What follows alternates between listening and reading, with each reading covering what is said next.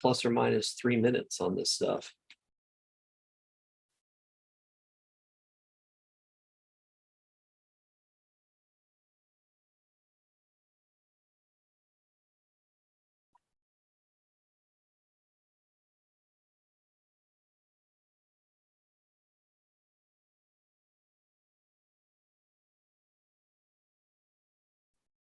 YouTube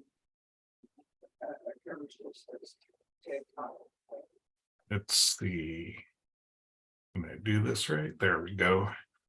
All right, welcome everyone to another episode of SEO Fight Club. I'm just saying hello in the YouTube chat and reminding people to ask questions. And today we have a little bit of boilerplate to go through, and then we have a special guest.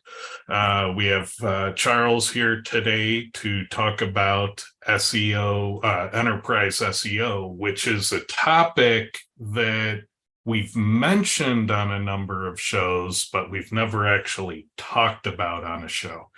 So to my knowledge, this is the first time we've dedicated a show to enterprise SEO and, you know, what makes it different and why are those guys in Signals Labs so darn annoying and all of that stuff, you know, because one of the things I find about enterprise SEO that most people don't understand is that the work at the lower page rank side of the ladder in SEO is very different work than the SEO work at the higher end of the page rank ladder. It's like as you climb the ladder, the job changes and it becomes very, very different.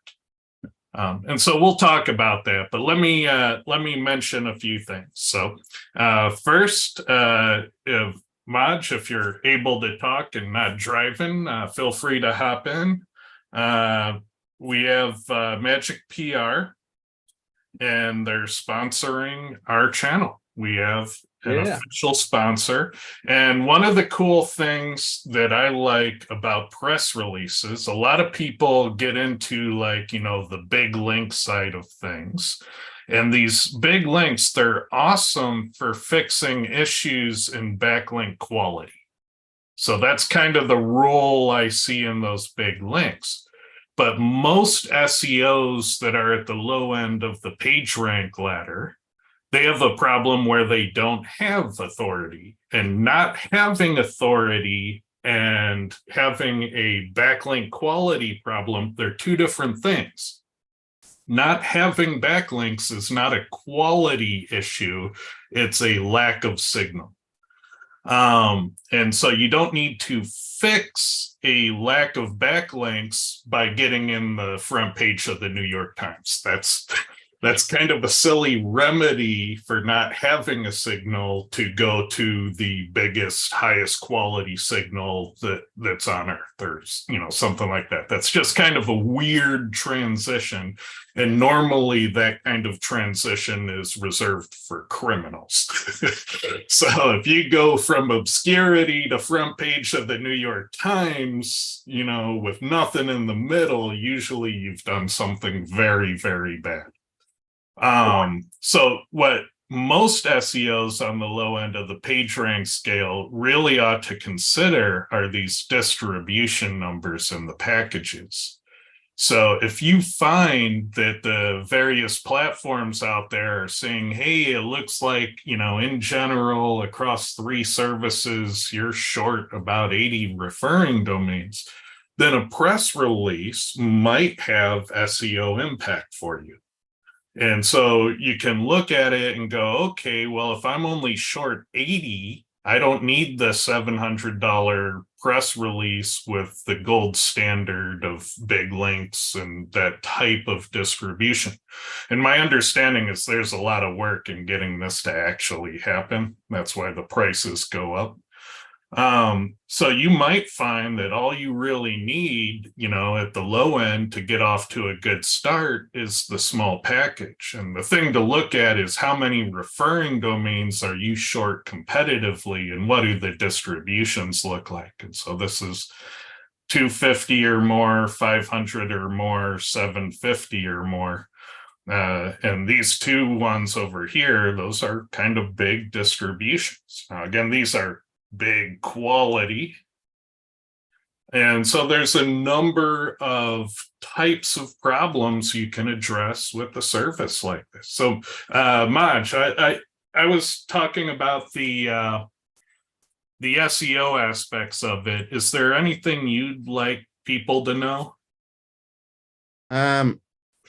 Not just from an SEO point of view, but also if you're launching any new service, website, whatever it may be, getting the word out there, getting the brand exposure, is very, very important. Okay. Getting that exposure from a company's point of view, whether it's a product that they've just launched or they just need more traffic coming to their site. This is a great way because Google trusts news a lot. And what I'm trying to achieve here is getting the right inventory across the entire packages that we have. From your basic bronze package, we've now included AP News. That wasn't even a case before. So bronze, silver, whichever, whatever they're comfortable with, whatever their budget allows them to go for, that's the one they should trigger.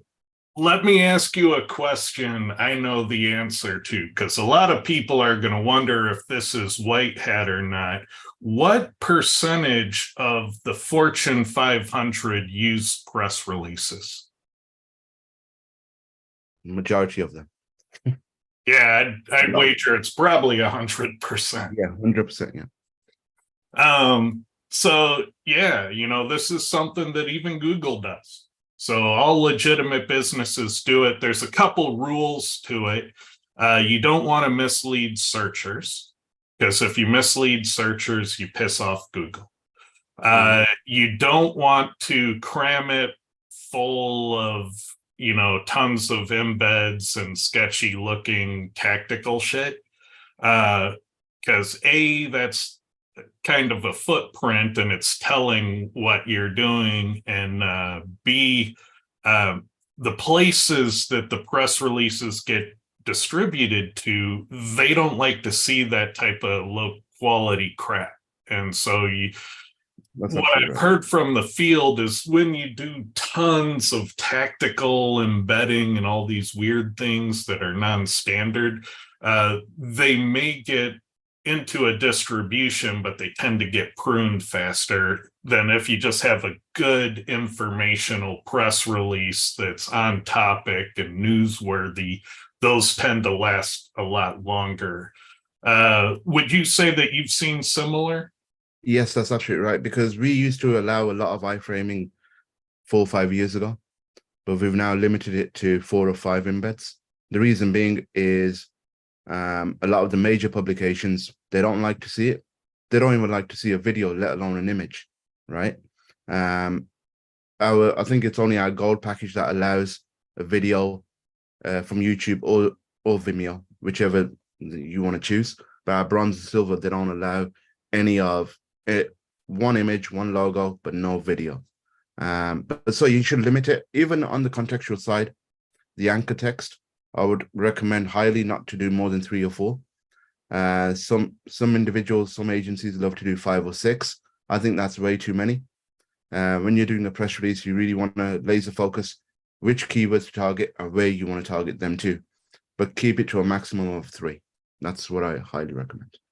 Yeah, and a lot of people talk about link decay in association with press releases, and I find that when I don't do all the tactical embedding, I'm getting, anywhere from 12 to 18 months of, practical value out of a distribution.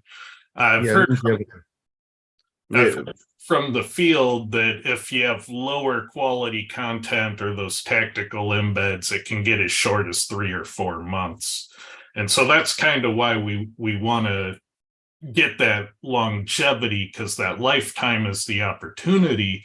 And then additionally, there are other SEO benefits to boosting the distribution, so to speak, to getting extended lifetime out of it. And Clint has mentioned in past episodes that, you know, if you boost your distribution, then they'll not only be more powerful, but they tend to last longer. And so there are so many dimensions to using these properly. It's really fascinating. And so I'm looking forward to your sponsorship. Just to let everybody know, it isn't a cash sponsorship. He's giving us an allowance of press releases to test with, so we can make you guys content about how these press releases perform for us. So Lee and Clint and myself are going to independently test Magic PR press releases and tell you the kind of results we get. And so it's going to be a discussion. And so I'm confident in not just the service, but the product that we provide. And this is why I'm putting my, you know, my business on the line to allow you top SEOs to test it and see whether you can break it. And I'm sure Clint can. That's a different set of testing. I'm happy to try to break it. Clint's an expert at breaking it, but yeah, it's going to be fun. It's going to be fun. But also, I want people to realize, you know, your audience to realize the best way of using the PR, whether it's for a brand or a product or a service or internal page, or what works, what doesn't work. You know, I'd rather be honest, because a lot of our clients ask for case studies, and I think this live case study would be the best way of doing it. Yeah. And I don't get any commissions or anything. There's no affiliate link. I'm a customer. I use Magic PR as well as 2 other services.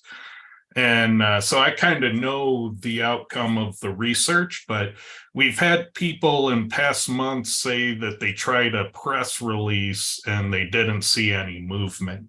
And so I think it's, you know, a twofold approach. I want to show how I use it to get results. And then I kind of want to dive into what these other people are doing who don't get results, so we can kind of unlock that mystery. And so, you know, I'm hoping that through this whole campaign, that we can just bring new information to light and new research and fresh data and all the things we like on this channel. Yeah, plus yourself, Lee and Clint, you're going to have different ways of utilizing it for different projects, whether it's local, whether it's a national company. So yeah, I'm looking forward to it. Well, thank you again. Thanks, man. All right, so a couple more quick things. I will be speaking at Digital Unfiltered. So that's in August, late August, 22nd to the 24th. It's in Las Vegas at Caesars. This is Craig Campbell's and Chris Palmer's first SEO conference. And my understanding is they're going all in. So whenever people have their first SEO conference, they tend to overinvest. They tend to make it over the top.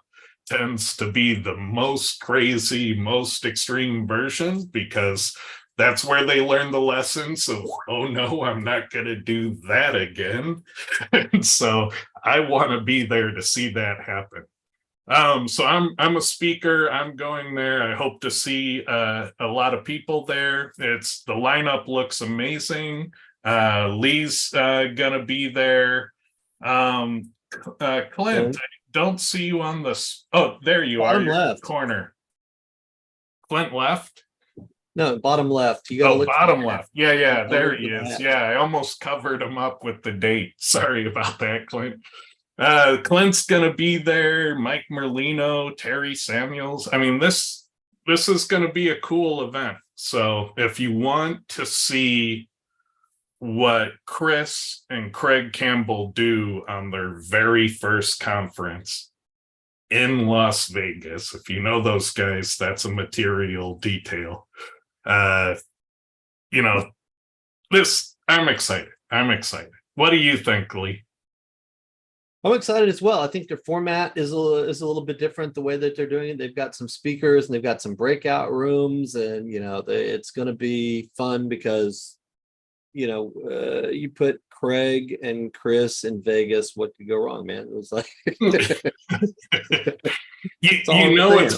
it's gonna be Craig Campbell's next presentation deck. Oh, It's the absolutely. ridiculous thing that happened in Vegas.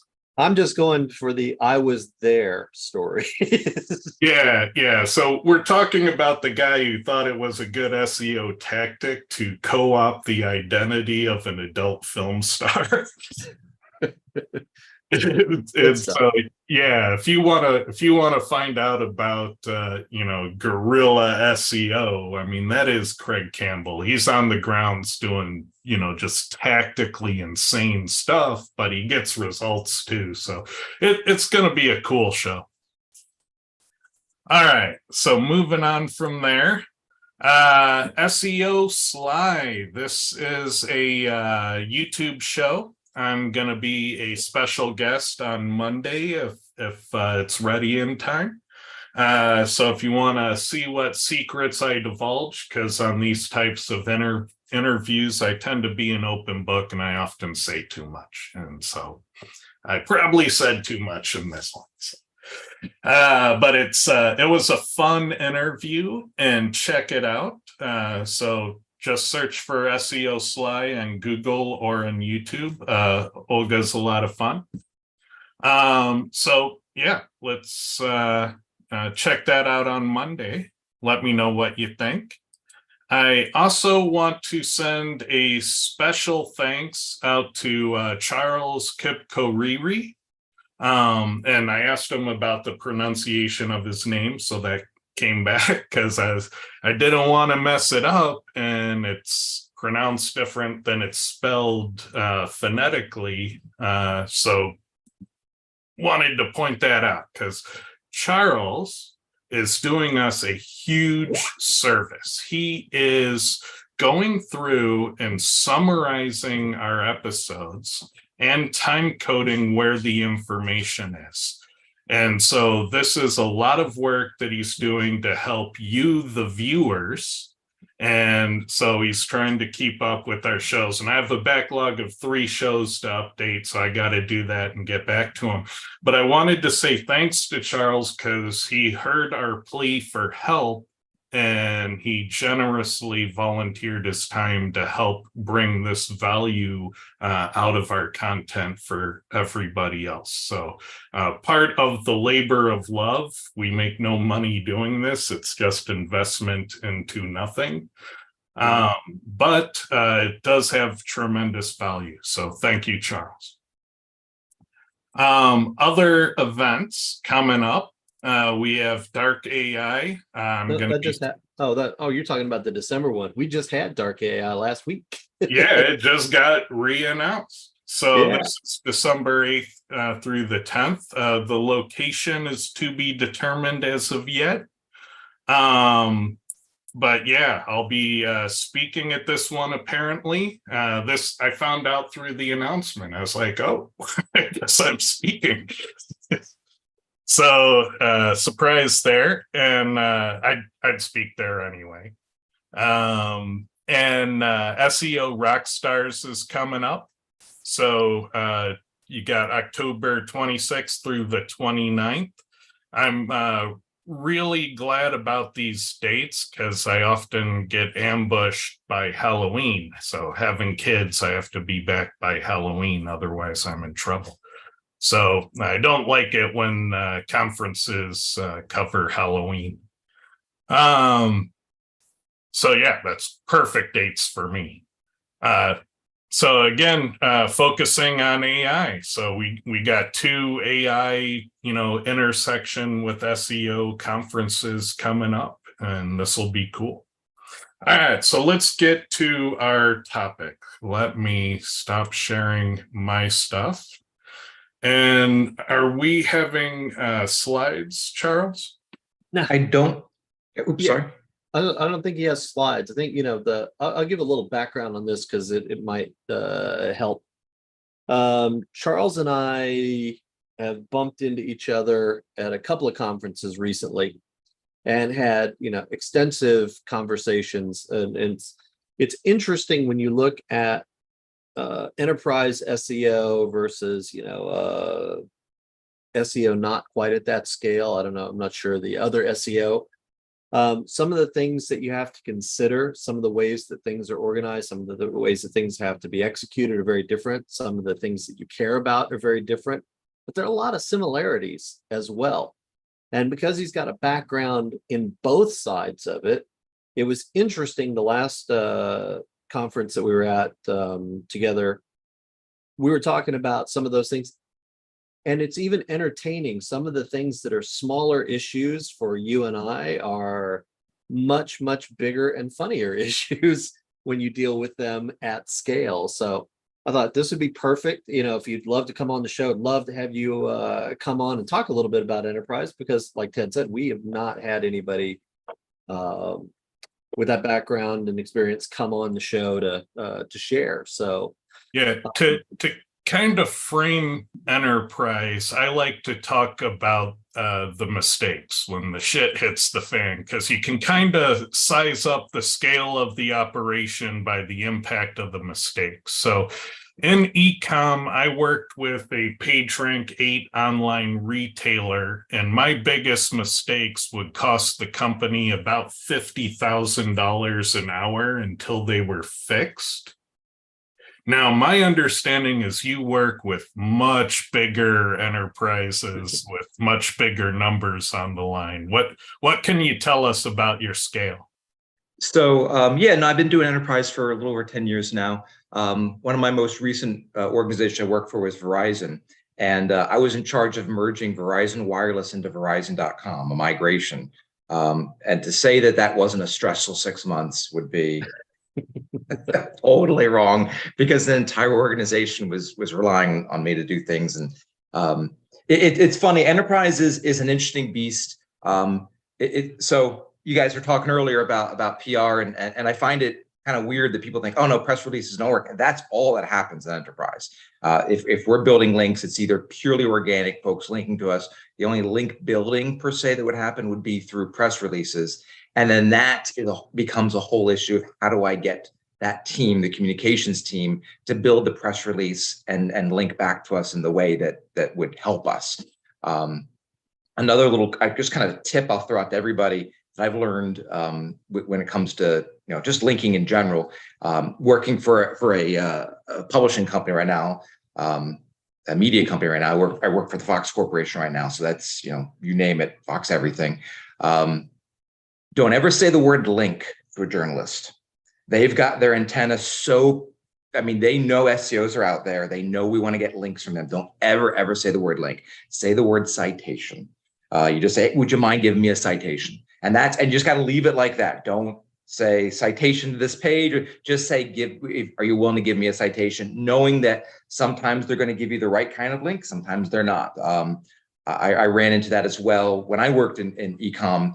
So Ted, funny you talk about Halloween. I worked for a company that did Halloween costumes and party supplies, and the build up to Halloween was like insane. It was from September 5th up until October 31st. Every day was even crazy. It was like twice as crazy as the day before it. And then November 1st, it's as if, nope, nothing's happened. So talk about a buildup. That was insane. That wasn't as large of an organization. They did have about 10 or 12 sites. That's because they were using the strategy. And I know you've talked about this, Ted, as well, but let's see if we can control, own the entire page. So the owners there just want to keep making websites over and over and over again. Yeah. Yeah, with enterprise retail, you have a couple dimensions in SEO. You're always leading up to a shipping cutoff date. What's the last day we can mail things out and get them to customers by the holiday? So shipping cutoff is a big wall. And then the other aspect is how much of page one and how many pages. So the overall scale dimension is the other aspect. Now, a lot of enterprise SEOs are just in-house employees of the corporation. Some are commission-based consultants. Some are just outside agency consultancies. What type of SEO are you? Are you an in-house? Yeah, I've been in-house for pretty much forever. I really, I started messing with SEO early 2000s. It was my own websites, own affiliate sites. It was kind of just like a little side hustle. And then after 4 or 5 years of doing that, I decided, hey, I wonder if I can get paid to do SEO and learn SEO. And I worked for a company called LexisNexis, and they had their customers were all lawyers, small and medium-sized lawyers. They built them websites. And again, this is like 2007, where they built a website for this guy, and he's like, all right, well, now what do I do? And so my job there was to build out the team of SEOs, and that was back when they thought they could scale SEO, and no one knew what they were doing. I sure as heck didn't know what I was doing. We were figuring out as we were going on. Fun story from that. So I think, Lee, I told you about this one when I was working for LexisNexis. This was the buzz at the time. The company, this is only can happen in a large organization. They almost allowed attorneys.com to expire. They owned it. They didn't know what they were going to do with it, and said, maybe we'll just let it expire. And the floor was abuzz because there were about 10 people that were all trying to scoop it up at the same time. And I'm like, no, guys, we're not doing that. We got to let the VP know you cannot allow attorneys. But then the weird thing is, again, this is only something that would happen in Enterprise. That domain sat dormant for years, for like 2-3 years before someone figured out what to do with it, because there had to be a brand reason for it. They couldn't just do it for SEO purposes. There had to be a larger organizational purpose to the domain. Yeah, usually in most large organizations, there is somebody somewhere that's sitting on just a mountain of unused domain names. I know with the online retail space, it was a collection of about 800 or 900 domain names. And they were dating all the way back to the 90s of things people said, hey, I might need it someday, so I'll just sit on it. And that's how I found out that it wasn't the age of the domain according to Whois that was a factor, because I had all these ancient domains that were registered in the 90s and never used, so I could test them versus a new domain. And you know what? They perform the same as a new domain. What doesn't perform the same as a new domain is a domain name that's been in Google since the 90s. So if you've been in Google's ecosystem since the 90s, that's an important time frame to know about. If it's just been registered since the 90s, that's how you scam people out of money.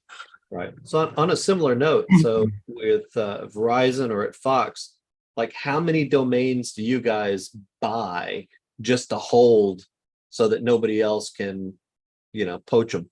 So domains, actually domains is one of the first things I do when I come into an organization. I want to find the list of domains, and that typically takes a couple months to find the person, and then they get to the list.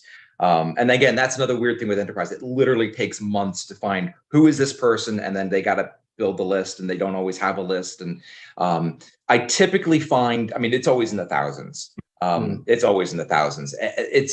But the weird thing is, it's not a very active list. There's not a lot of URLs being added to the list. Verizon had a thing where they would buy, if you and I wouldn't suggest anyone try it now, but if you registered a domain, Verizon sucks or something like that, Verizon would just buy out the domain. That's what they were doing for a little while. So we had a lot of those domains, which I found humorous. I could never think of a good way to use them. And I figured, and that's, they probably had authority, but if I redirect it to our homepage, it might probably cause problems in the organization.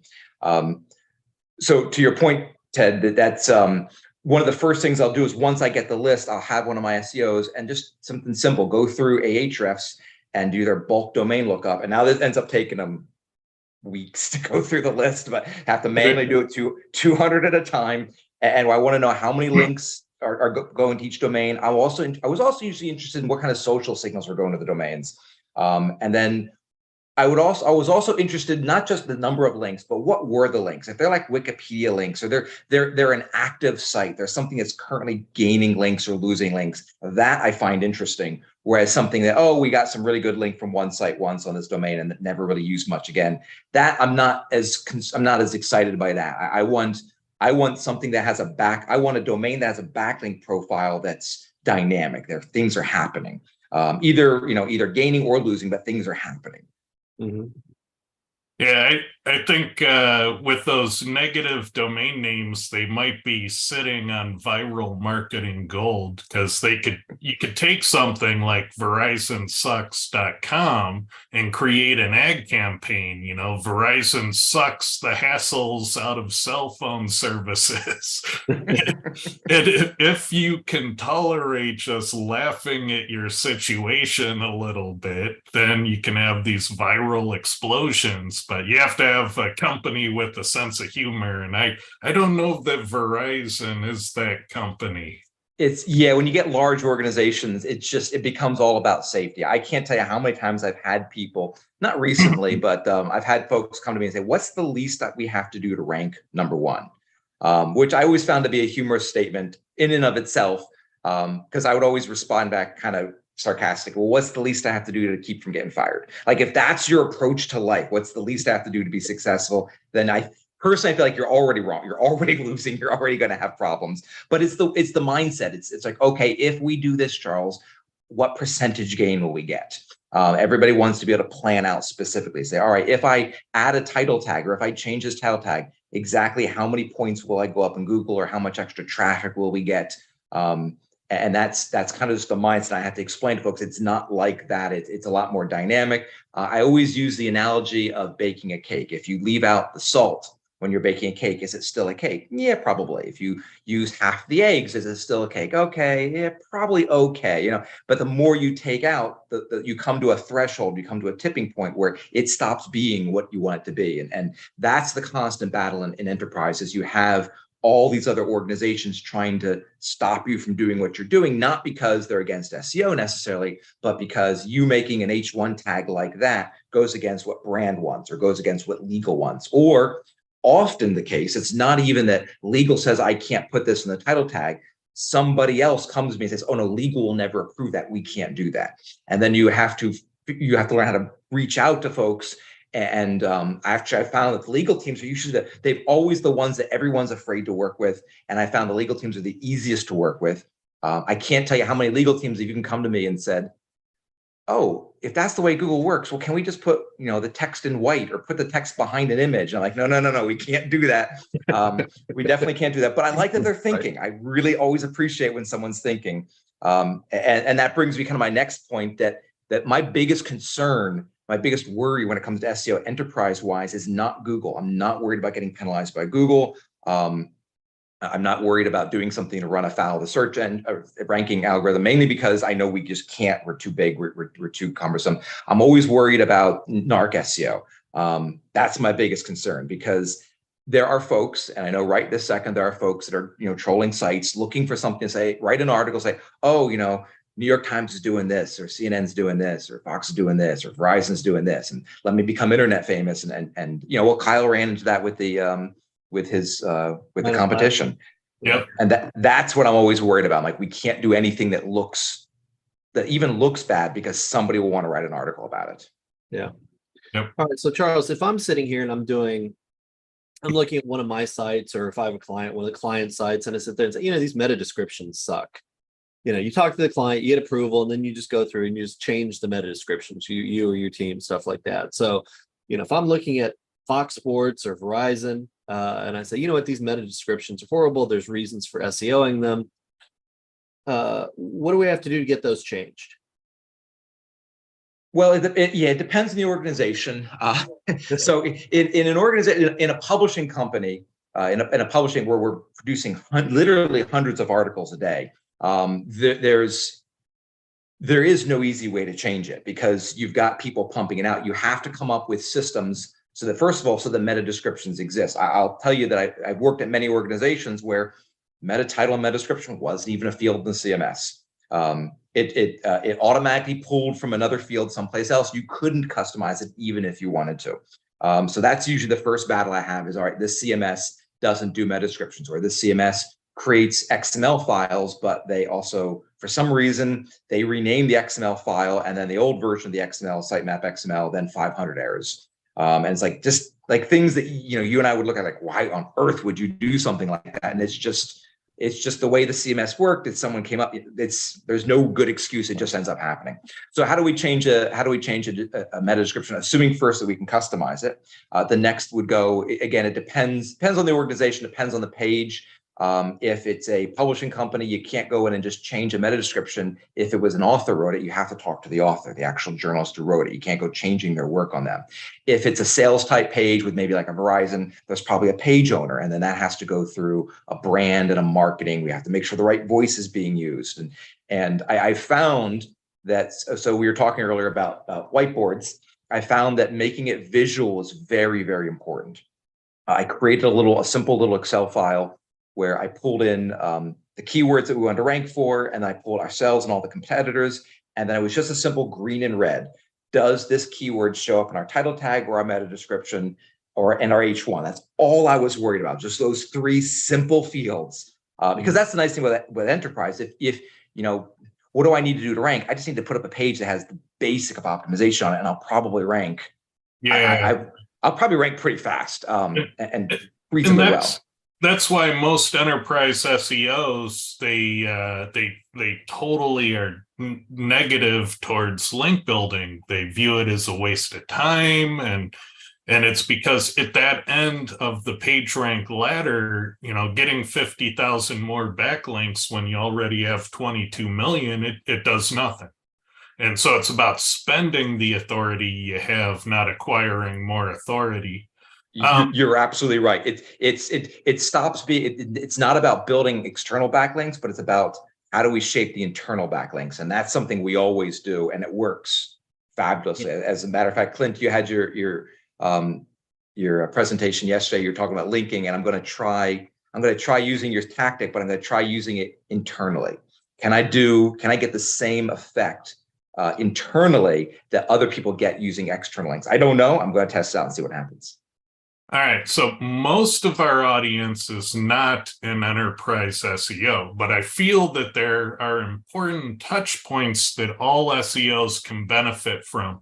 One of which is selling services into large organizations. So most of these independents and these agencies, when they go to sell services, they rely on the fact that they can sell the CEO of a business, and then the CEO will give marching orders and they'll get the cooperation they need. However, at a certain size organization, you don't get to talk to the CEO. You can't go and sell the CEO of Verizon your SEO services. That's not how that's going to work.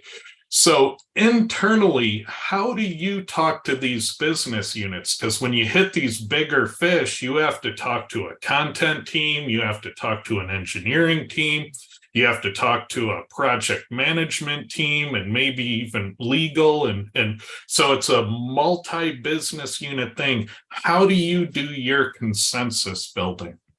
So that's a great question. I think that I can give some good value to folks who want to try to sell to enterprise. So the number one thing I would say is, so first of all, actually every company I've ever worked for, they always had an agency. We had a full SEO team and we had an agency. And that was just corporately required. It was a big thing when we got rid of our agency at the very end when I worked at Verizon, because everybody always had agencies. That was just part of the budget. And I always kind of think a little bit, well, it's so folks could blame somebody else at something where I was like, oh, it was this agency that was the problem. But and that did happen, unfortunately, a lot of times, not with SEO, but with other things. But as an enterprise, yeah, you're not going to the CEO. You want to find directors, senior directors, or VPs. They're the ones that you got to search for that will talk to you, because they're the ones that are, so when you think about a large organization, you've got the frontline folks, you've got the managers, you've got the people that are doing the day-to-day, you've got, and they're heads down just getting their work done. You've got the CEO and the C-level executives. They're just at very top level. They're trying to convince people, don't sell our stock. How do we move this money around? You've got these directors and VPs in the middle that are getting hit from both sides. You've got C-level executives going to a senior director saying, this has got to get done. And then they have to pass all that information to a frontline team, and they don't touch anything. So it's a very stressful position to be in. So they're the ones that you want to sell the solution to. They're the ones that have to solve problems, but don't ever physically have their hands on anything. I would also not approach Don't approach as if you are, I'm going to do all your SEO for you. Solve a specific problem. And it doesn't necessarily be, you may have a specific problem to solve. You may know this company has a problem with knowledge panels, and you may know how to influence knowledge panels. We had that at Verizon, where we had a problem with our knowledge panel after we did our migration. And that was a big deal because C-level executives were Googling our name, seeing a messed up knowledge panel and saying, how do we fix this immediately? Who do we call at Google to fix this? So once someone approached us and said, "Oh, I can fix this knowledge panel problem," it was a no-brainer. That was one of those situations where I could bring them on like within 45 days, which is which is obscenely short amount of time in a large organization. Most onboarding takes 4 to 6 months. So if you can give them a specific problem, like here's the problem you have, and I can solve this for you, that will get folks in. I would also say, here's something you don't ever do. And people would do this to me all the time. Vendors, whether it's software vendors as SaaS vendors, let's say, I'll just use you as an example, Ted, I've got this Quora. How do I get Verizon use Quora?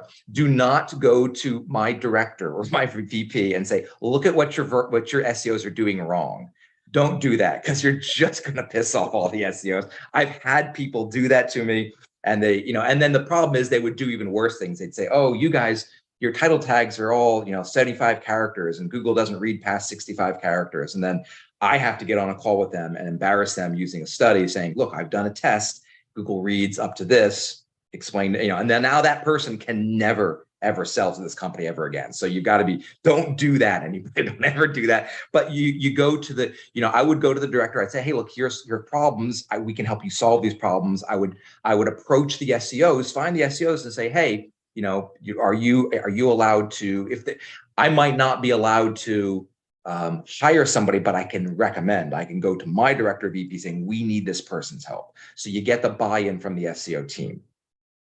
Yeah, I always found that one of the most powerful things is to, you're right, to not target that the SEO has a problem, but to target the organization has a problem. So what we have here isn't a deficiency in an SEO team. What we have here is a lack of consensus among business units.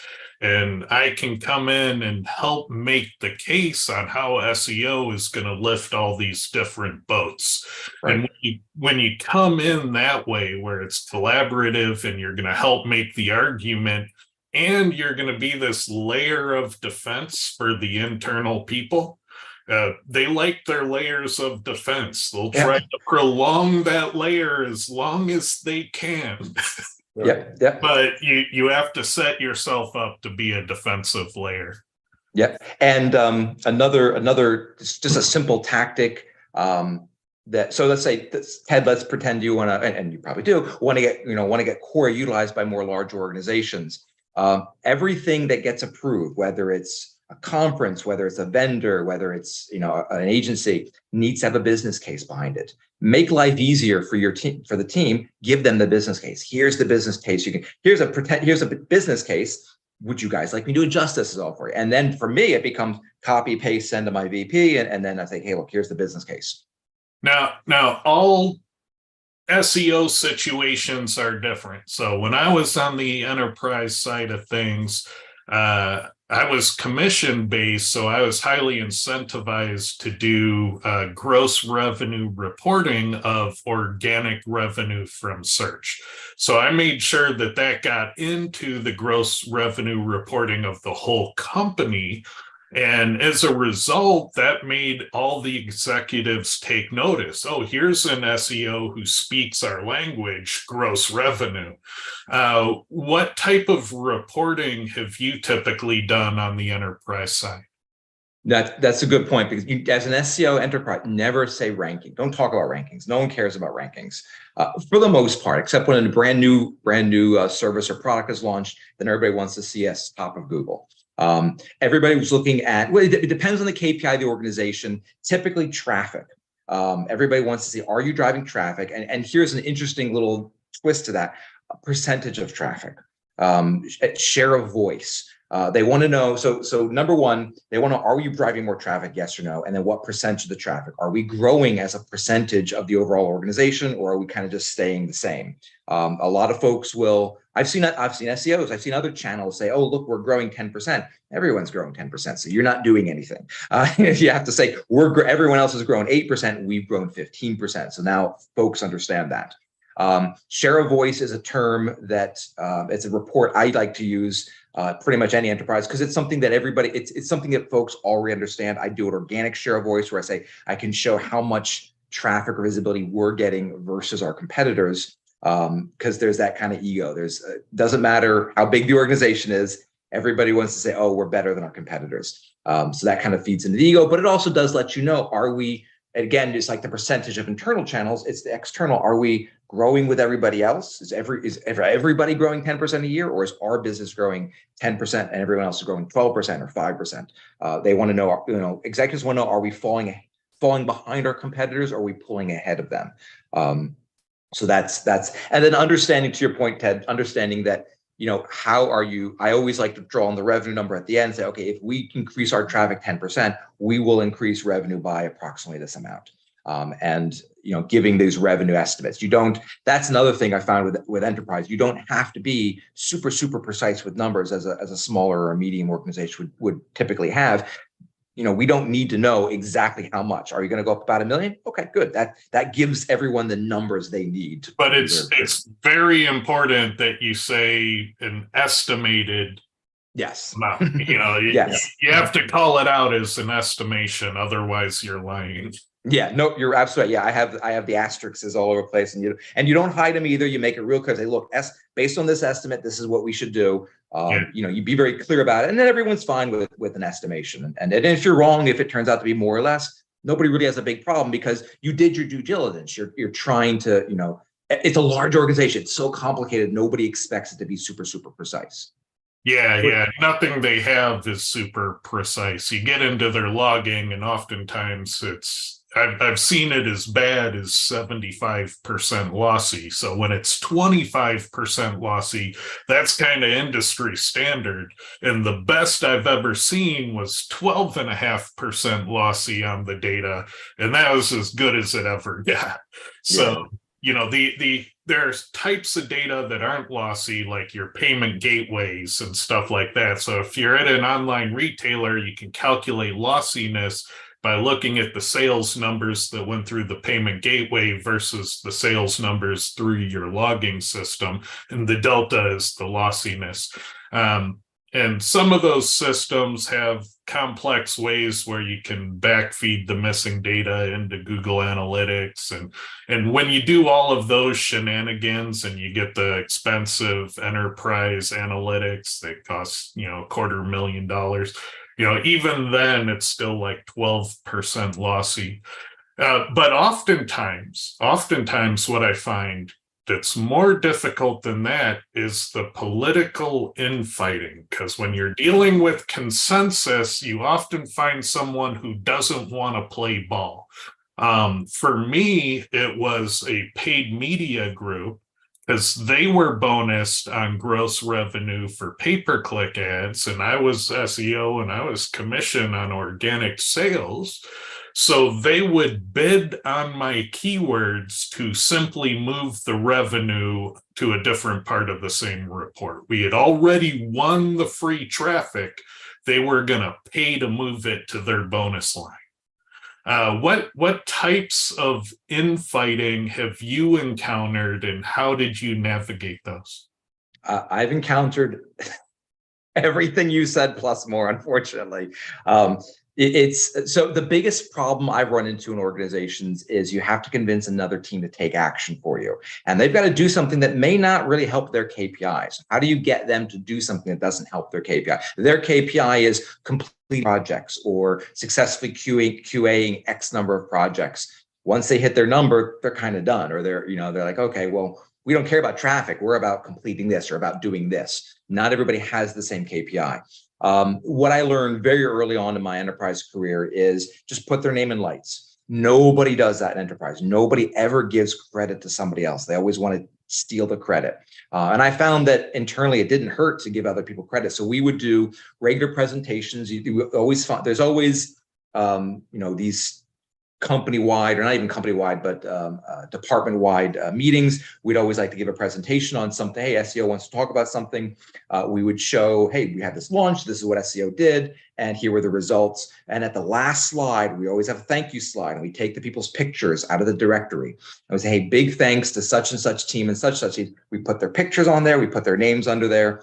And we spent a few minutes saying, hey, big thanks to this team. Yeah, there's probably people we forgot. We apologize if we forgot you. Let us know. We'll make sure we include you next time. But once you do that, like, there are folks that just are toiling in the background constantly that never get recognition. That wins people over. I went from people that would literally ignore my emails to reaching out to me saying, hey, what can we do for SEO? Can SEO do something to make this better? Which was a big win. Yeah, it becomes a people skill rather than a technical skill. Yes. That's one of the things, we talk about. Now, I want to shift this just a little bit, because what was interesting is when you and I were talking at the last conference, I started with the question with you. I said, okay, Verizon is sort of a product-oriented company, product and service. Fox is news-oriented. So what are the differences in SEO? And you said, well, and you laid out what you had was a 4-part framework, which works for regular SEO, not just enterprise SEO. So if you could spend a minute and talk a little bit about so you leave Fox today, you go work at another big organization tomorrow. What's that 4-step process that you utilize for SEO? Yeah, there's a 4-pillar I use, and I'd say it was just as useful for the local chiropractor as it is for enterprise. Again, IBM or any you name an enterprise company. The 4 pillars and it's the way I approach SEO in general. There's the technical. So the technical is just, can Googlebot even access the page? Can it find the page? Can it crawl? Is it physically able to crawl the page? Are they using server-side rendering versus client-side? Are they using some kind of JavaScript? Are they blocking the page? Do they have no indexes or robots? Just a very, very simple. Then step number 2 is content. When Google crawls this page, does it understand what this content's supposed to be about? So do we have the content? So that's pillar number 2. Number 3 is authority, linking. Do we have? I don't do a lot of external linking. Typically what I do is it's all internal sculpting of items. Although I have done some kind of, I guess for lack of a better term, kind of link bait kind of items, but it's at a whole different level when it's enterprise. It's like we're putting this resource out there. So with Verizon, we did a speed test, and they were going to keep that behind. That was a great example where there were all 3 of those were done, where they were going to have that behind a wall. Only customers can use the speed test. I'm like, well, wait a minute. That is a huge speed test. Internet speed test. Speed test is a huge term that people are turfing. We can send all kinds of traffic. And then the question I would get back is, well, but they're not buyers. They're just like, yes, but we can be the resource. We can be the one that everybody comes to for their speed test. We want to be, and then I would have to explain it from a brand standpoint. Don't we want to be the brand that determines if your internet speed is fast or slow? And that was the language, that gets people to understand. Okay, yes, you're right. So then we have to get it. Pillar 1, technically available. Google can see it. Pillar 2, we have to use the word speed test on the page now, folks. And we don't have to put paragraphs of content, but we do have to use the word speed test and internet speed test on the page once or twice, title tag, H1, just basic stuff. Right. Then number 2 is linking. How are we linking to it? I just got a footer link. I kind of, I had a cheat code. I got it on the footer. And then once it was on the footer, that's all I had to do. And then, I always look at my 4th. So so linking is my number 3. So technical, content, linking. And number 4 is UX. I know it's funny. I heard Mike Merlino talking about this. You guys had him on a couple of months ago, I think it was, and I've met him several times. And yes, user metrics are definitely a signal. If you go to the SMXs and the Moz's, they'll hum and haw and say maybe it is, maybe it isn't. We don't know. It's definitely a metric. Google's looking for brands. You do want to establish, whether you're a small organization or a large organization, you have to establish yourself as a brand. Google we got ourselves to the point where you could Google Verizon, and one of the autocompletes will come up as Verizon speed test. Or if you typed in speed test, it's speed test Verizon.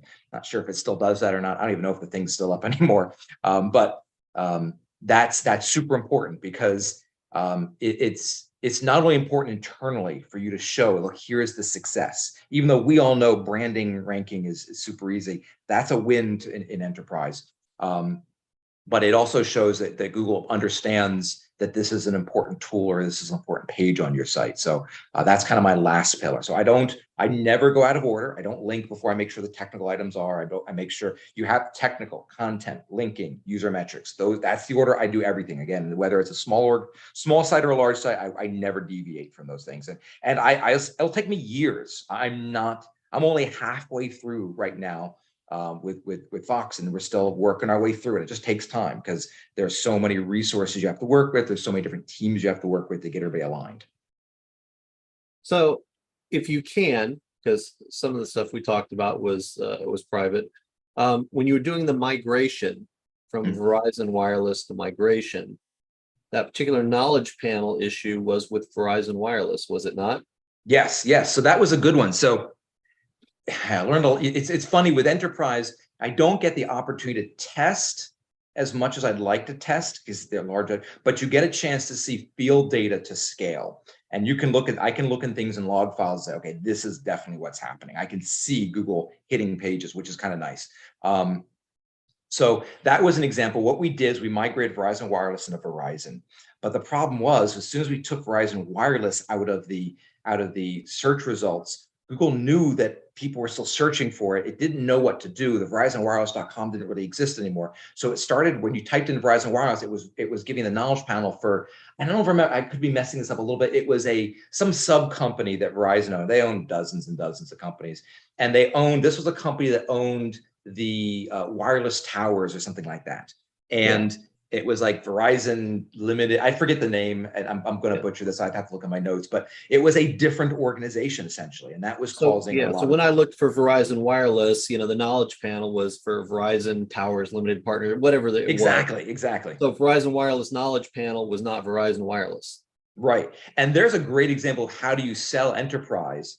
That became an issue. That became a huge issue with the C-level executives. And anybody that walked to us and said, I can solve this problem for 100 grand, hired, no questions about it. And we did end up hiring a gentleman who he did help us out.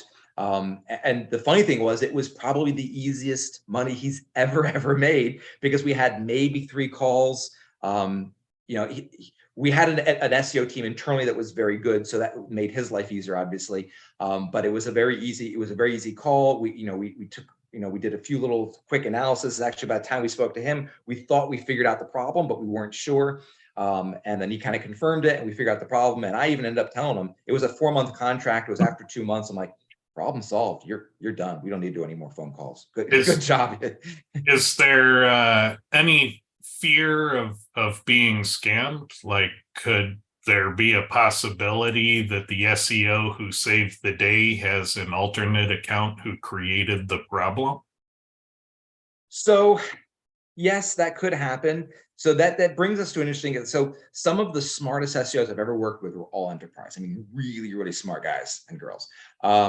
Some of the laziest SEOs I've ever worked with too were enterprise as well, because it's real easy not to have to know a lot about SEO to succeed.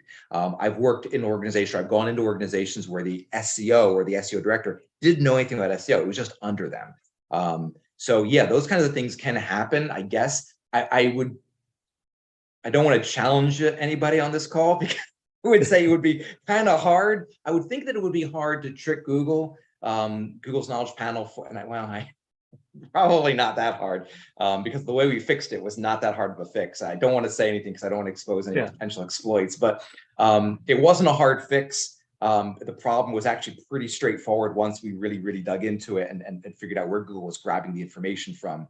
But so I guess taking this long answer, turning to simple answer, yeah, I guess you could do that and cause the problem.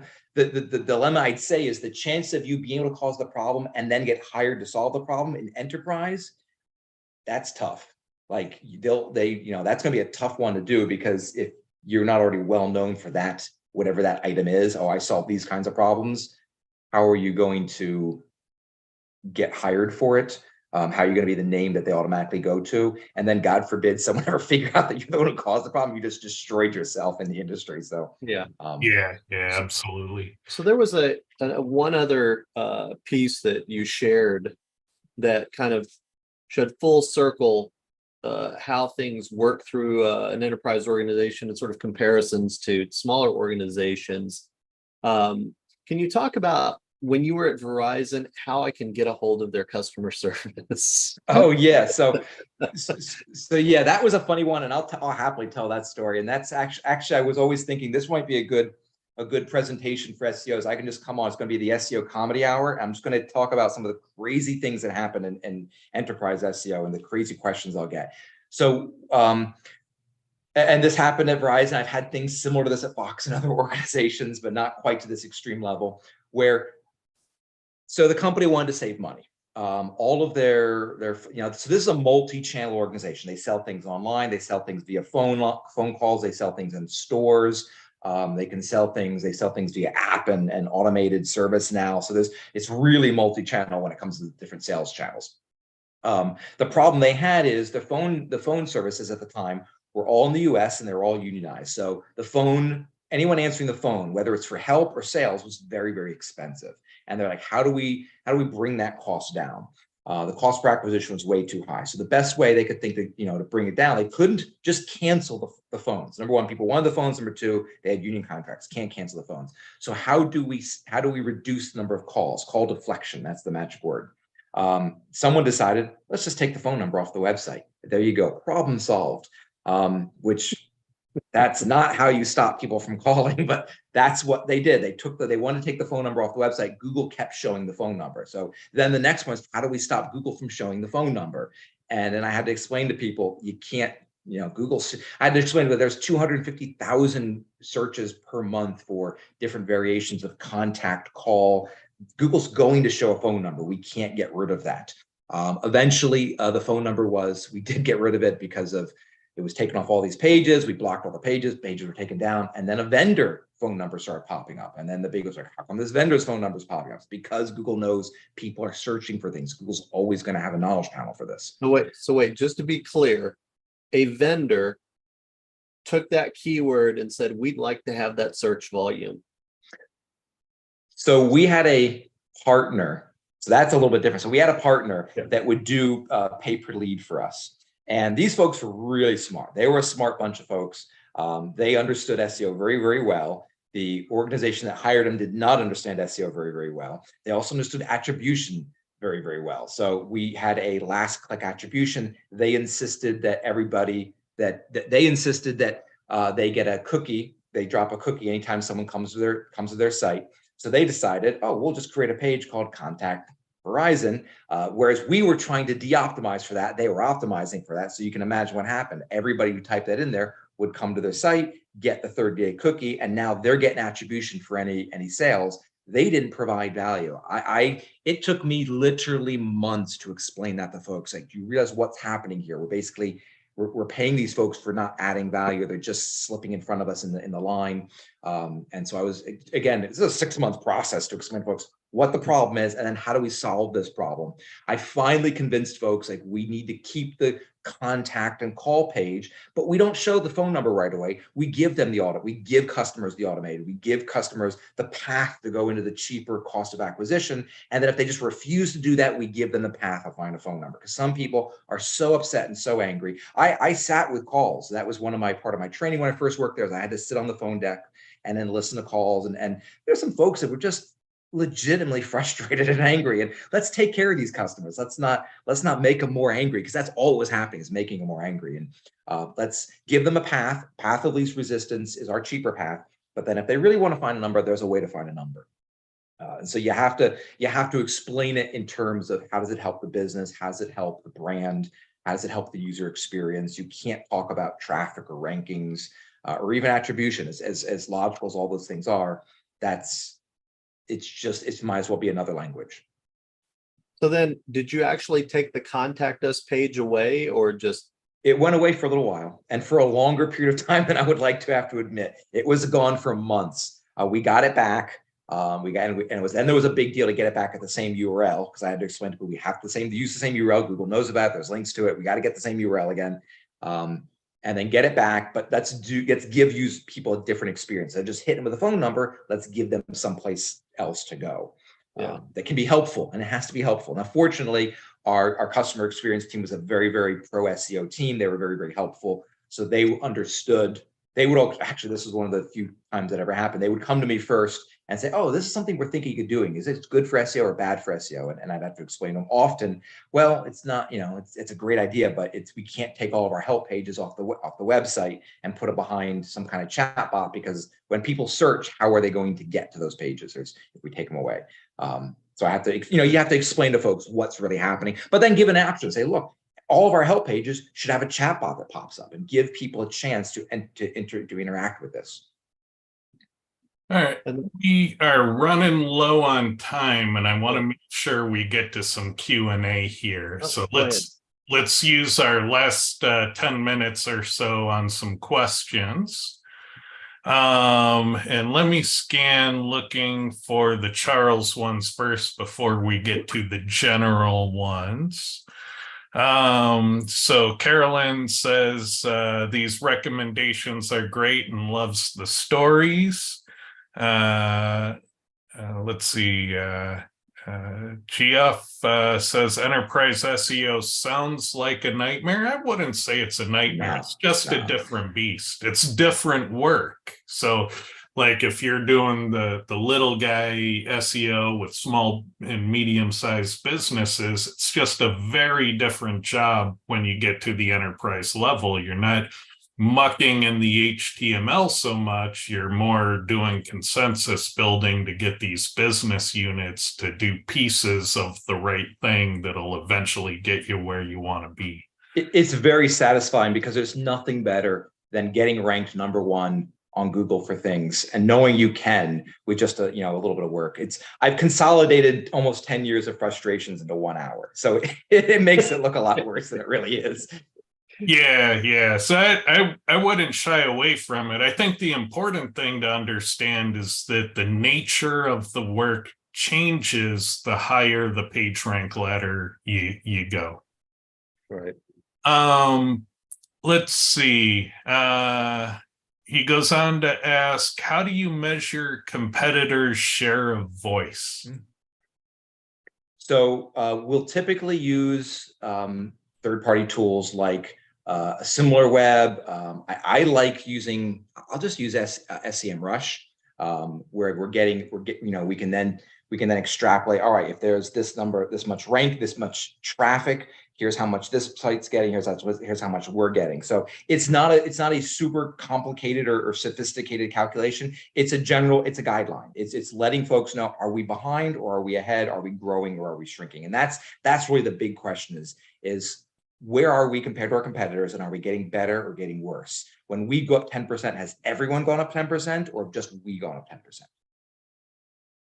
Yeah, so it's another estimation number. Keep the report simple in enterprise. Do not overcomplicate. I always overcomplicate it and don't. Let's see. SEO Dude says, thanks, Charles. Good stuff. Enterprise SEO definitely sounds more political. I think it is, in the sense that you do need to do more consensus building. You do need people to be your advocates. So you can't just go in and be opinionated and, I'm the best SEO on earth. Well, if you can't get people to do the things you need, then you're kind of going to be the worst enterprise SEO on earth. And so, yeah, it kind of changes. Like as an SEO, you're kind of a semi-technical role. You're kind of programming the web pages to perform. And so the job changes to programming other people who program the web pages to perform. And it's in that programming other people to do things. That's kind of how the job evolves as you go up the PageRank ladder. Large companies need the knowledge that this group has, for sure. And they don't even realize it. They definitely need it. So don't anyone feel intimidated. All right, a lot of comments on people liking the stories. Let's go to some general questions here. Olga mentions that she's been using Magic PR and recommends it. Thank you for that share. Is there such a thing as over optimization? This is interesting in the context of enterprise because it's kind of a different beast. So to put the foundation, we've had a call out to the whole community for a couple of years now saying, if they know of a thing they can tune that triggers over optimization penalties on page, to let us know, because we want to study those. And every time we've gotten one, you know, Ted, if you use more than 2.5% keyword density, Google's going to do bad things to you. Well, we've seen keyword density on page one as high as 65%. So that's clearly not the thing. Ted, if you use more than 500 exact matches, Google's going to do mean things to you. Well, there's a video game company that's number 2 right now for the keyword games that uses almost 3,000 exact matches on page, and visually they have no text. It's all images. Ted, if you do this, that, or the other, every time we get a limit, we go and we test it and we look in the field for things that violate the limit. And so I'm of the opinion that this over optimization on page, we know off page is a different beast, but on page, there's not a lot of evidence for it. It seems to work different than if you violate a limit, bad things happen.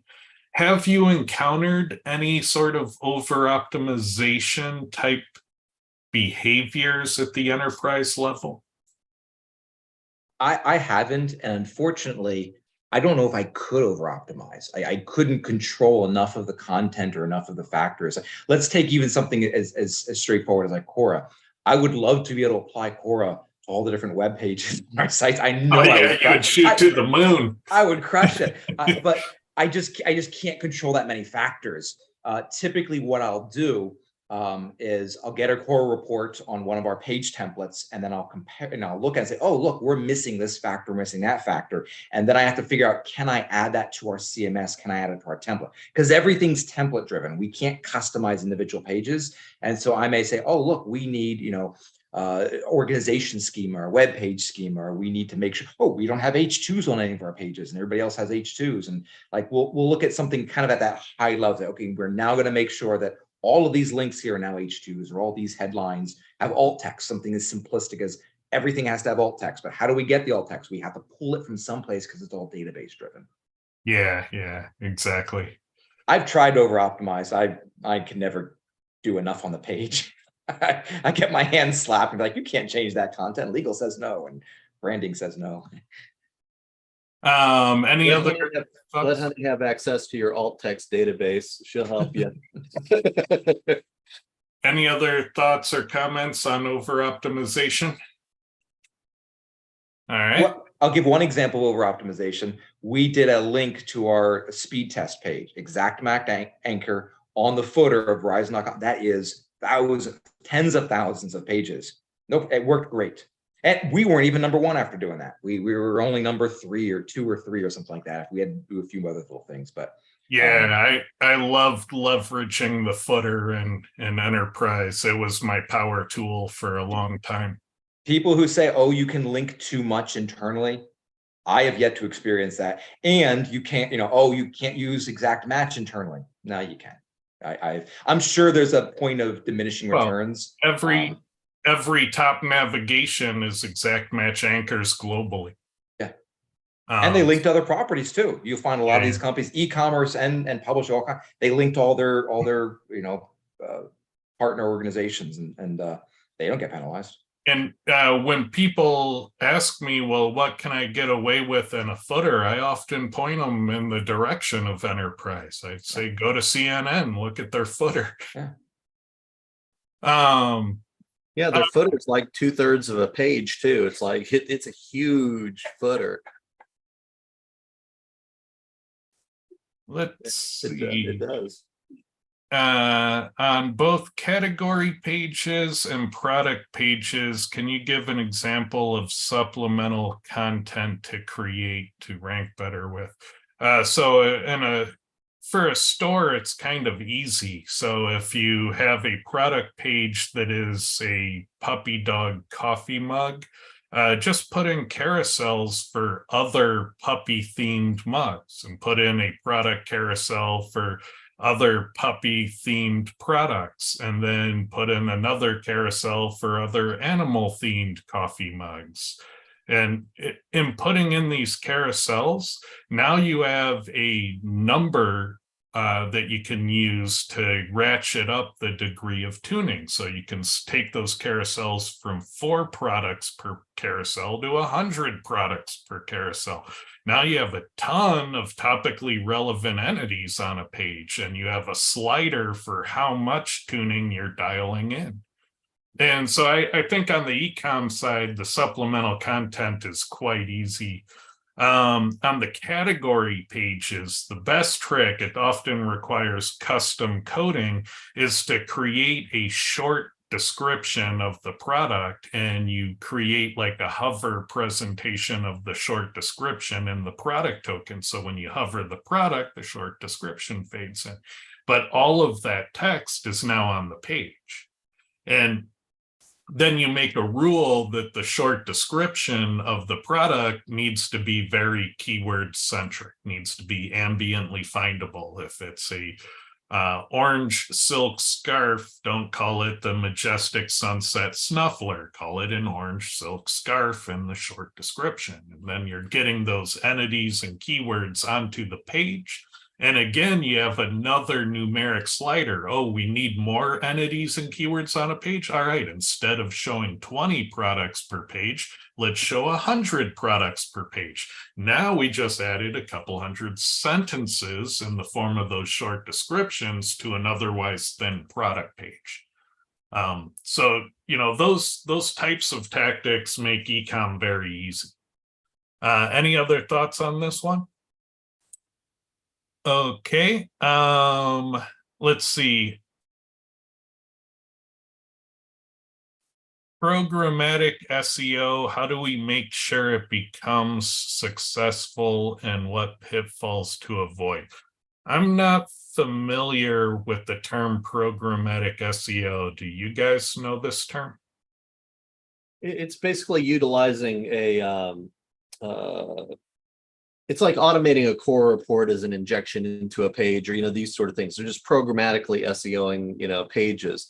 And the problem with that is that your automation has to be sophisticated enough so that you don't programmatically de-optimize your page. You know, that's one of the things that are there. And people have disagreements like they do in regular SEO about what factors are important, what to tune for, and things like that. So, you know, what I've seen that people are being successful with is their own custom templates, their own custom factors, their own way of pulling data and utilizing it and injecting it onto pages.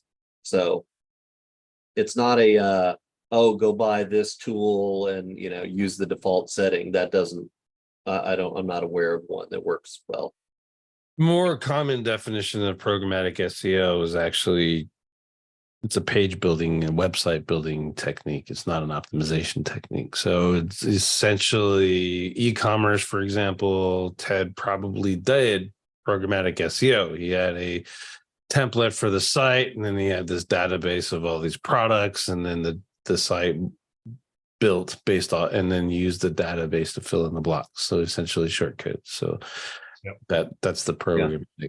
That's the one that's going around these days. So they're teaching that, they're teaching beyond just e-com now, you know, how to build, you know, build a template and then fill in with addresses, and you can create directories with it. You can essentially you're limited by your imagination and the data source essentially for that programmatic stuff.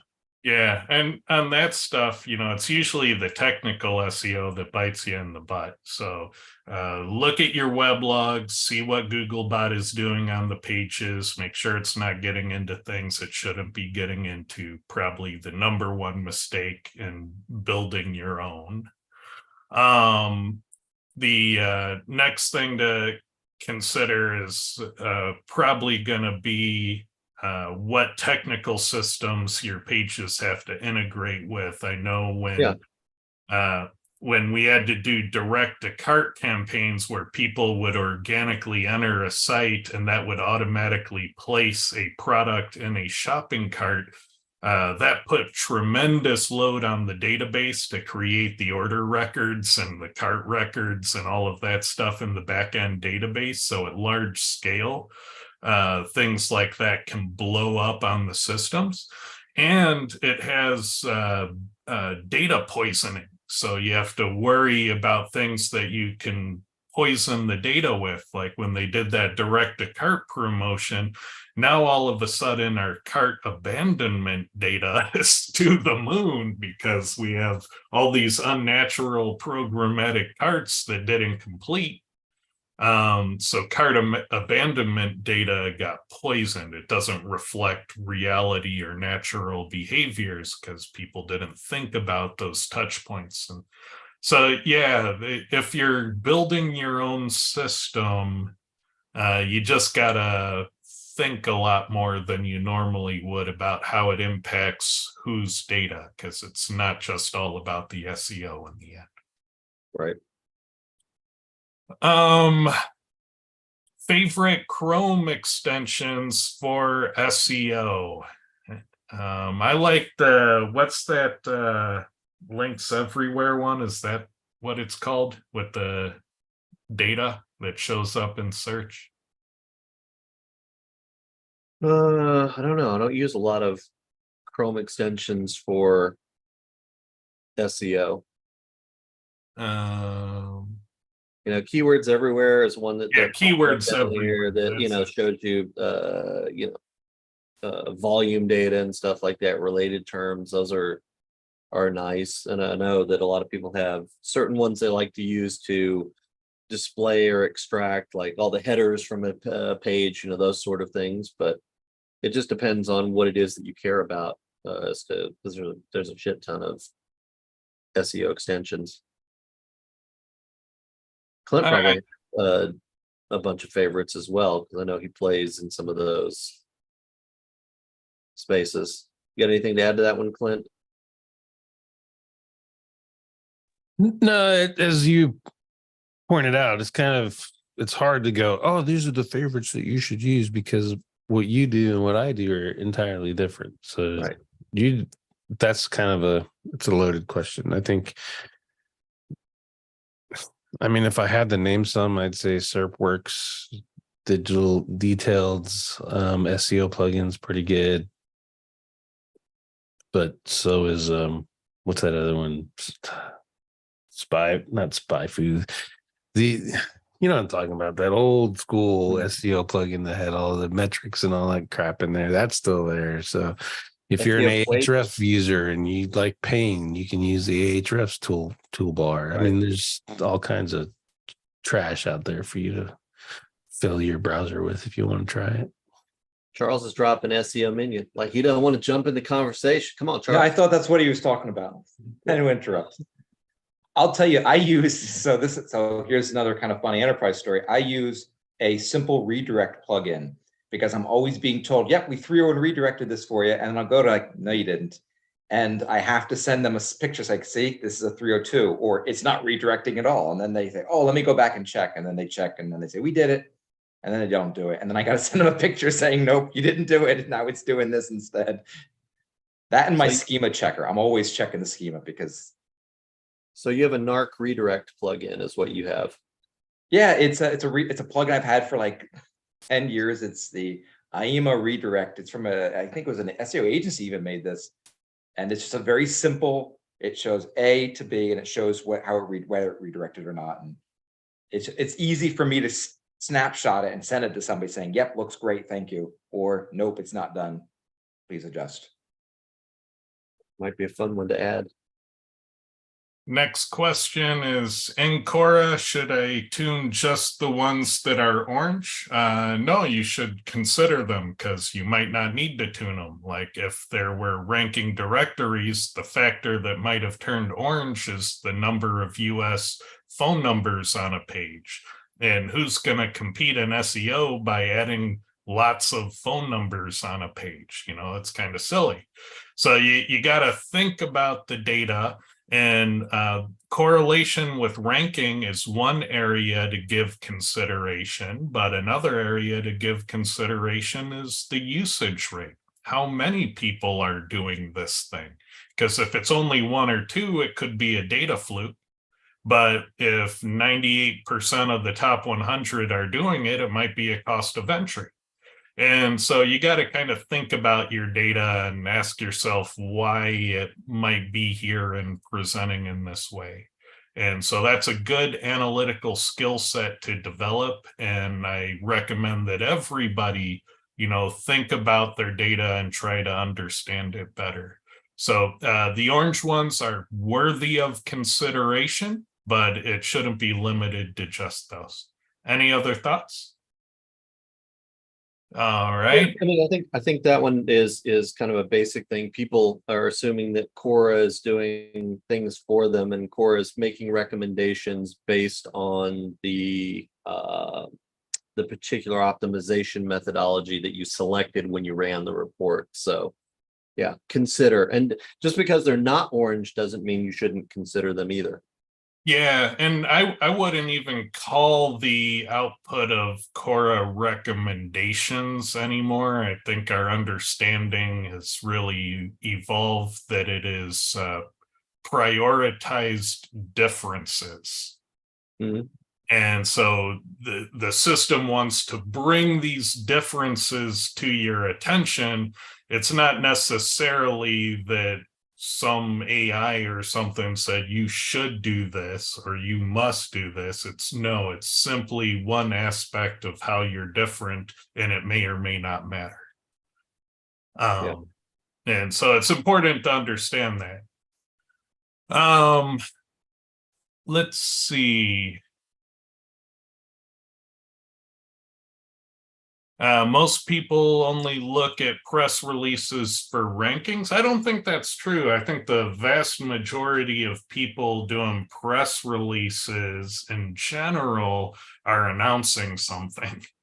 I think it's only in the SEO corner of the world that we're using it for rankings. And so I think we're a very small slice of the overall market that uses press releases.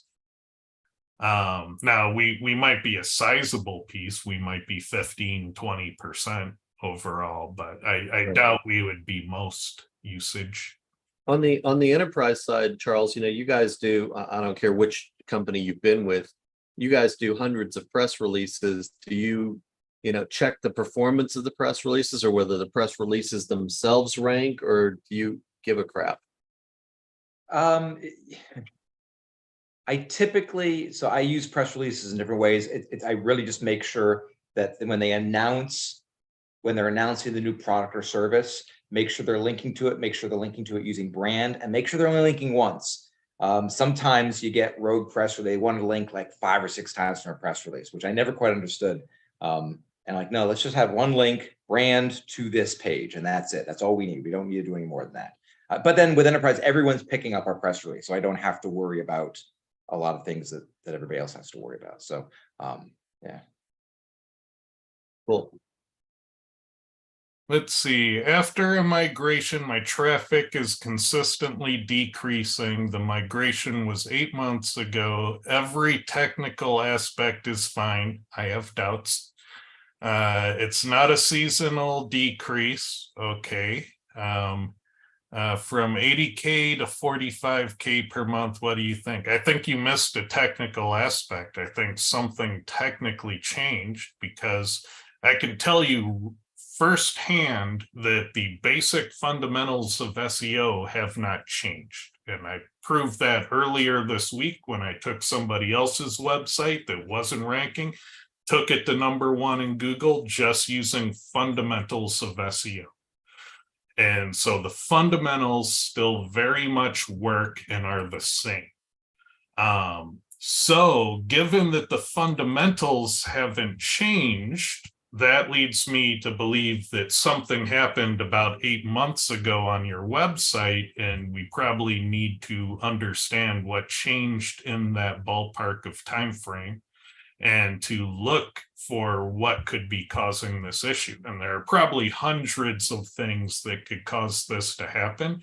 So I can't really speculate on, oh, you have a rogue meta tag in your CMS, and when you pull that, it'll all be better. But it could be something like that you need more eyes on the problem. And so I would get more eyes on the problem. You could have the business hire 3 independent SEOs to do an audit on just a section of the related pages, not even the whole site, just impacted important pages. Scope it all in, find problems. If you see something, say something, no matter how small, and get more eyes on the problem, because I think you overlooked a technical issue. What do you think, Clint?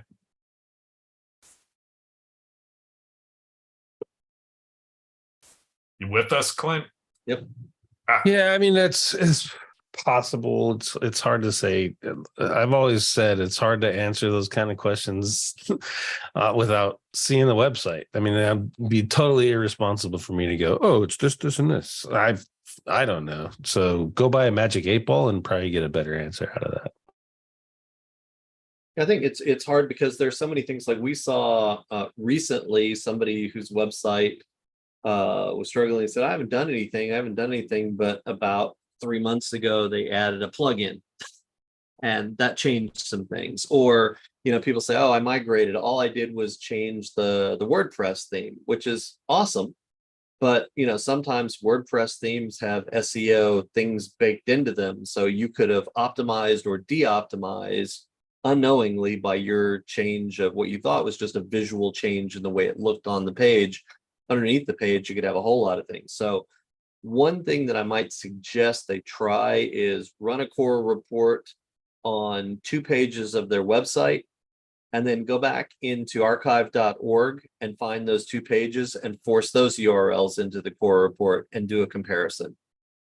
And then you can see if there has been some fundamental change in the SEO structure of the page.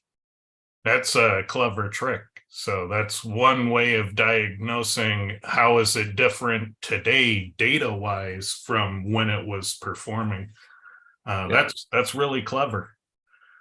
All right, let's move on from there.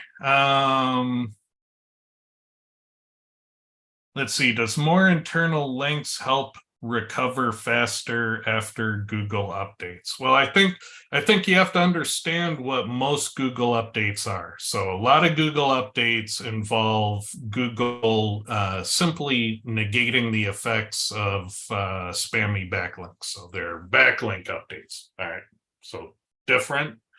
Then there are updates where Google reweights the factors. So, they make the importance of off-page less powerful and the importance of exact matches more powerful. And so if you are strong or weak in one of those and not the other, then you would either shoot to the moon or you'd plummet. But the movement upwards or downwards, both are indicating that you have deficits in your tuning. So typically, like, what we want to see through an update is even, because when Google makes off-page, more important and exact match less important, if you have both of them covered, you should coast through without sharp volatility. So if you're shooting to the moon or shooting downwards out of nowhere, having changed nothing, that's usually an indication that you're lacking things on your page. Yeah. And you have to identify those as well, because it's if the number of backlinks that you have are fine, then adding more backlinks isn't going to do anything. If Google just had an update and they said, oh man, schema is more important, so all of your competitors that have schema rose up above you, you building internal links is not going to solve your lack of schema problem. So you have to make sure that you've diagnosed the issue and you fix that particular, issue that the update caused. And so can internal links be the answer? It can, but what evidence do you have to back that up? And so the fact that it could be, it doesn't even mean that it probably is, because there's a lot of different factors. So you really need data on how you're different. Let's see. Can you list internal linking best practices to maximize SEO results? Yeah, do internal linking. Existence is often enough. It tends to be nuanced cases where the perfect geometry is the most important aspect. I mean, that's like a tiebreaker, but oftentimes just linking appropriately throughout your site is often good enough. So start there and improve with strategy and data. Let's see, did that one. Does CTR manipulation work now? It's most impactful in local. It's hazardous in that once you stop doing it, you're no longer trending, and there may be negative consequences to no longer trending. So I would say it does work, but I think where it's more useful in general is just getting attention to get things indexed and get things processed to say, hey, over here is something worthy to look at. Not necessarily here's a flood of traffic, make it rank. But tiny amounts, I think, could arguably have benefit. What do you think, Lee? CTR has always worked if done well. Most people don't know how to do it well. Most of the setups out there are poor. But it's got its place, but I don't invest a lot in CTR. I mean, I'd still test a variety of things there, but my SEO is more dependent on page first and off page second before I ever get to CTR. So if you're looking for that, yeah, if you're looking at that as the gimmick to get you up there, then stop. Go focus on the fundamentals. What were you saying, Charles? I'm sorry. I'm sorry. I was just saying it's the last thing you should do. I'm not saying it doesn't work. I'm just saying you should. If your on page is bad, all the CTR in the world. I mean, maybe you'll get a blip, but it's not gonna. Yeah, if you're looking at like a gimmick, like, I'm just gonna do this and nothing else, I wouldn't waste your time. Bad SEO strategy. So here's a diagnostics question. Do you guys ever give up on a site? And so there are scorched earth domains. They're typically piracy or other illegal content or very bad things. And those domains are never coming back. So if you acquire scorched earth, it'll never index, it'll never rank. I know that Carolyn Holzman has an example that we use for testing. It was a domain name that was formerly a popular piracy website, and that domain is scorched earth in Google's eyes. So it's interesting to have a piece of scorched earth in the local community that we can test with and understand how that works. But most of the time you're not in a case where there's scorched earth, and so the website is redeemable. What I give up on is page level content. I'll find that sometimes I'll just make a backup of what's on the page, set it aside, and rebuild it from scratch using strong SEO fundamentals, and then boom, I'm off to the moon. And so maybe if you're having a crisis of faith in SEO and you're about to retire a website, test a page, take the content, put it in a Word doc on the side, put in stuff that's just pure fundamentals tuned aggressively, and see how that does for a month. And if that bounces, then you kind of got your answer. It's like focus on the fundamentals. Somehow you got derailed into something else in that other content. So try a different way on a page. Don't go site-wide on trying to fix the whole site. Fix a page. If you can't rank one page, you can't rank 10,000 pages. So rank one page first. What do you think, Lee? Yeah, I think that I'm going to break it up into two pieces. If I go into, build a website and I'm going into a niche and the niche makes me $3 a month, yeah, screw it. I'll pull the plug on that. If it's not there, it's not there. But from an SEO perspective, if something's not working, I love that. That's an outlier because it means all I have to do is solve that. And I have a new tool and toolbox. It's a breakthrough, something to learn from that. So I never give up on those. Those sometimes I will sit there and sort of leave it in a cryogenic state for months and then, come back and say, ooh, here's a cool little thing that maybe it applies to that thing. And then bam, that's it, or maybe it isn't. So they also become really, really good test sites as well. As your knowledge evolves, I mean, last night, Honey and I went back and revisited a test that we did 2-3 years ago.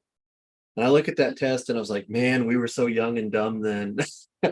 It's just because our knowledge of certain things at that point in time were not where they are today.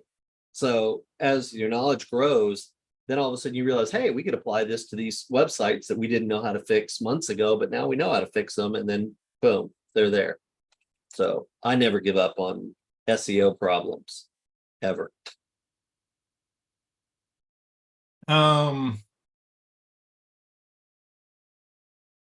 Let's see. All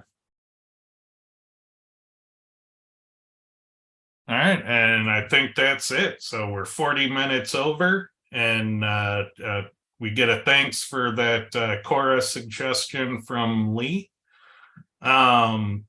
And the one thing I'll add about running Quora on Wayback Machine is be sure that the Wayback Machine domain is in the slow render list, so the APIs have time to dynamically pull the content for analysis. So it's not, there's an extra hidden step. If you get stuck on it, reach out to me on Skype. I'll help you set it up. All right. Thanks a lot, everyone. Happy 4th of July. Any final announcements?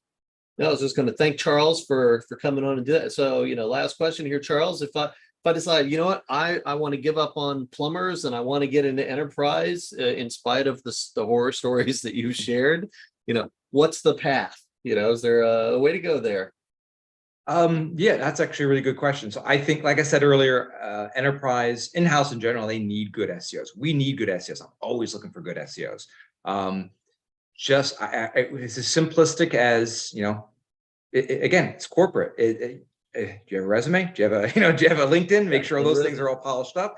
The more you can present, the more present, the more I'm a big believer that you walk into an interview, you should have a portfolio. You should be able to show what you've done. It doesn't matter whether it's small or large. It show folks what you can do. And the hiring person says, all right, this person knows SEO. A lot of people doing the hiring for SEO don't know anything about SEO. So you have to be able to explain to them. And that's really the key job to an enterprise SEO is you are a teacher. You are an internal guide. You have to explain, here's how this works. Here's why this works. Here's why it's important. Perfect. Cool. Awesome. Well, thank you, everyone, and we'll see you next week.